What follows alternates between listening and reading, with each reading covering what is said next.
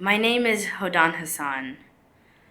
The first time I heard the terms climate change was summer of 2010, working as an intern in the Michael Bryan's office.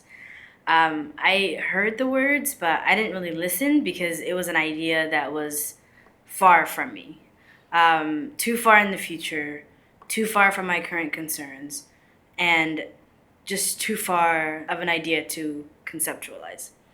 I wondered why it warranted the attention of a Seattle council member. And for 5 more years after that point, I ignored it. I ignored it whenever people mentioned it because I had bigger problems.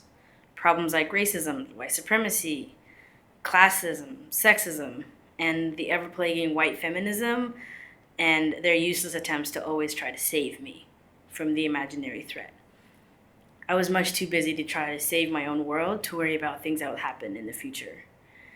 February 8th, 2015, I was sitting in a room with 10 other community organizers of color talking about climate change and how it impacted our communities.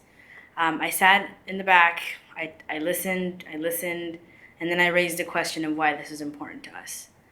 As Black people, we need to look more into racism and police brutality and all of the things that are killing us right now. And then we started talking about the disproportionate impacts that climate change has communities of color.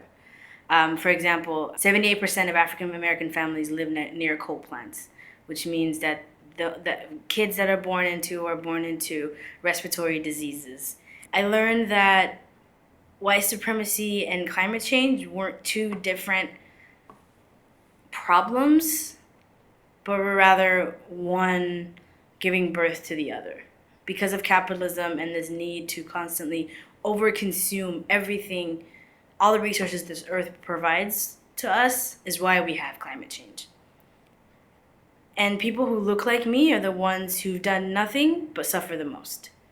And that is how I got into doing climate work with Got Green.